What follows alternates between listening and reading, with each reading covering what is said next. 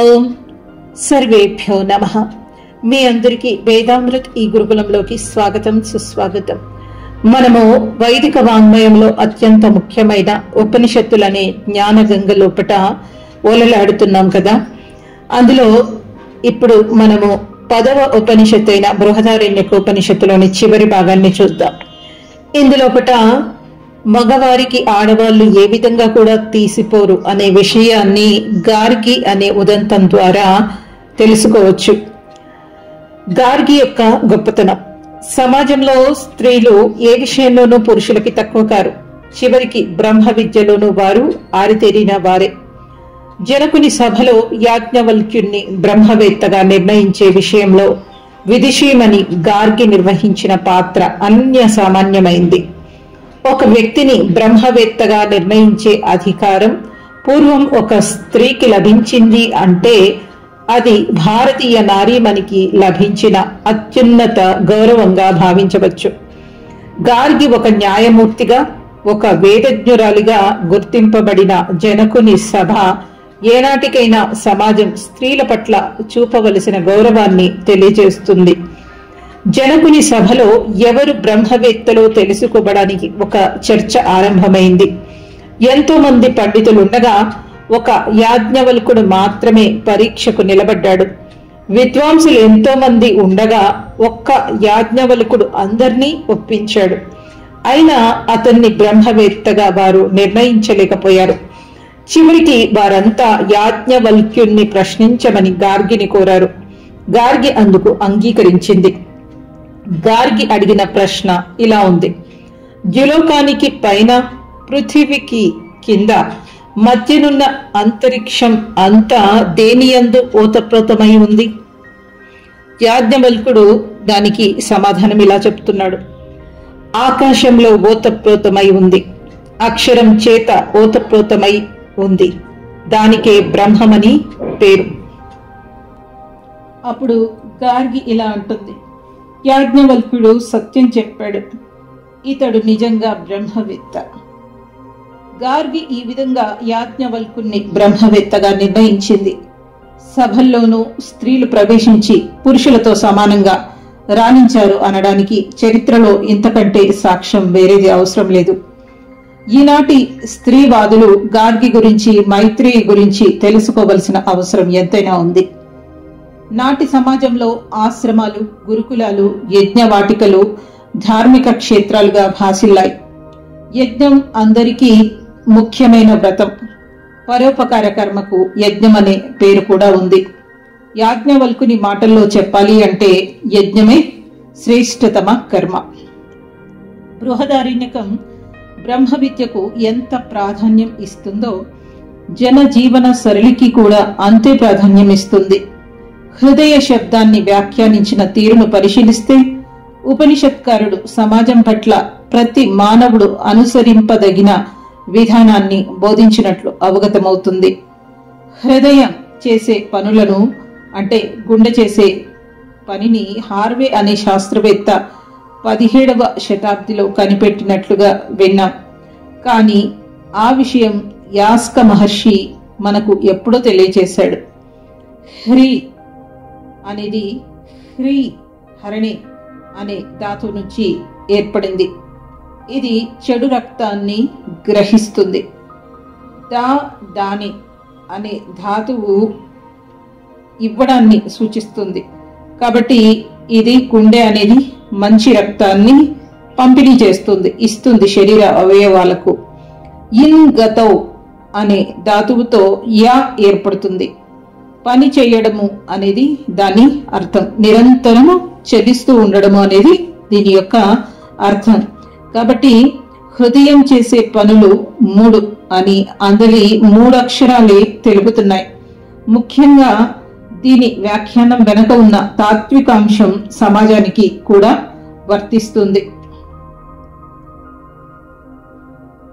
ఇక్కడ మనము ఒక విషయాన్ని తెలుసుకోవాలి. మన శరీరంలో హృదయం అనే పేరు గల అవయవాలు 3 ఉంటాయి. ఒకటి గుండె అయితే, ఇంకొకటి మన నాభి, మరి ఇంకొకటి మన మెదడు కూడా. ఈ మూడింటికి హృదయం అనే పేరు వర్తిస్తుంది. మరి ఆత్మ ఎక్కడుంటుంది అనంటే మస్తిష్కంలో ఉంటుంది. ఈ విషయం అనేది నేను తర్వాత ఒక ఫుల్ లెంత్ వీడియో చేసి అందులో నేను చెప్తాను. ఇప్పటి వరకు ఈ హృదయం అనే పదాన్ని ఈ బృహదారణ్యకోపనిషత్తులో చెప్పడం జరిగింది అనేది మీరు గుర్తుపెట్టుకుంటే సరిపోతుంది. మానవుడు హృదయపూర్వకంగా వ్యవహరించే తీరును ఉపనిషత్కారుడు వ్యాఖ్యానించాడు. సమాజంలో ఎక్కడైనా చెడు రక్తంలాగా చెడు ఉంటే దాన్ని పరిగ్రహించి మంచి రక్తంలాగా మంచిని పంచాలని, ఎల్లప్పుడూ వ్యవహరిస్తూ ఉండాలని హృదయ శబ్దం ఇస్తుంది మహత్తర సందేశం. ఇట్లే బృహదారణ్యకంలో 3 దాల కథ విలక్షణమైంది. సామాజిక సమరసతను సాధించాలన్న తపన ఉపనిషత్కారునికి ఎంత ఉందో ఈ కథ చెబుతుంది. మనం అనుకున్నట్లు మానవులకు, రాక్షసులకు, దేవతలకు వేర్వేరు లోకాలు లేవు. అందరూ ప్రాథమికంగా మనుష్యులే. అందరిది ఒకే లోకం.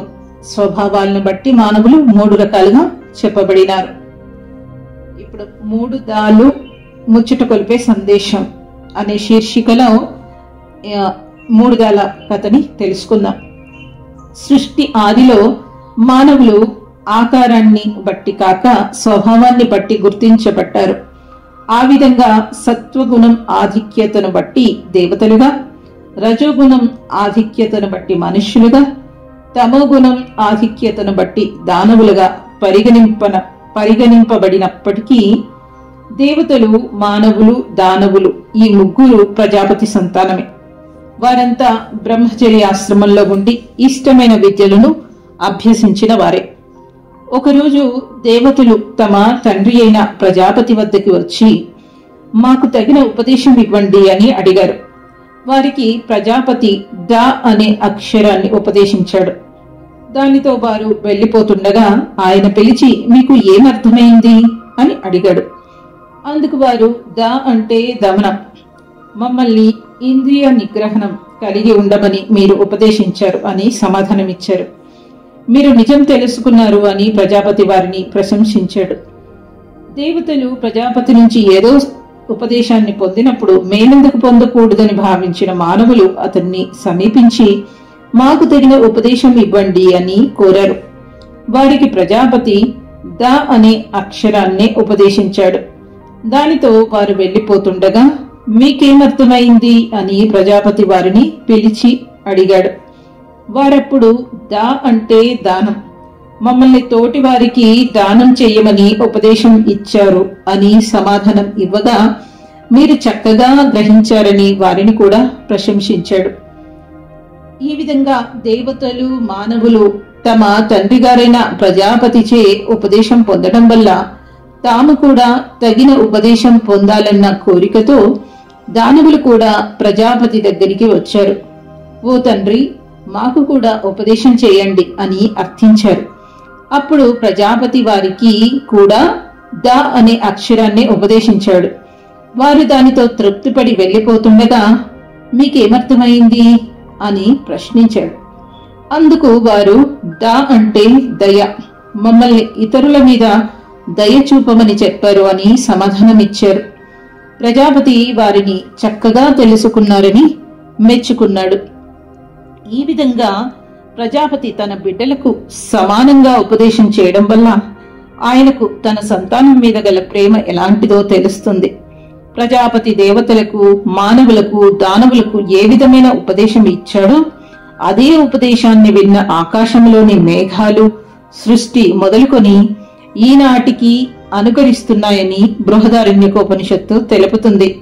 నిజానికి ఈనాటికి కూడా దేవవాణిని లోకంలోని ప్రజలకు తెలియజేస్తుందా అన్నట్లు మేఘాలలో గల విద్యుత్తు ద ద ద అనే శబ్దం చేయడం గమనార్హం. మనుషులకు కావలసిన మంచి శిక్షణ అంతా ఈ 3 దాలలోనే దాగి ఉంది. దామ్యత, దత్త, దయత్వం అనేవి 3 దాల ద్వారా అందే సందేశాలు. నిజానికి దేవతలు ఇంద్రియాలను నిగ్రహించుకోవడంలోనూ, మనుషులు దానం చేయడంలోనూ, దానవులు తోటి ప్రాణులను కరుణతో చూడడంలోనూ అంతగా ఇష్టపడరు. ఇది గమనించిన ప్రజాపతి తన సంతానాన్ని చక్కదిద్దే పనిలో భాగంగా అందరికీ సమానంగా ఉపదేశం చేశాడు. అందువల్ల ఎవరికి వారు తమ బలహీనతలను గుర్తించి వాటి నుంచి బయటపడడానికి ప్రయత్నించడం శుభ పరిణామంగా భావించవచ్చు. దేవతలు నిగ్రహ శక్తిని, మనుషులు దానగుణాన్ని, దానవులు దయాగుణాన్ని అలవర్చుకున్న నాడు లోక కళ్యాణం సాధింపబడినట్లే. ఓం స్వస్తి. ఇది బృహదారణ్యకోపనిషత్. ఓం స్వస్తి.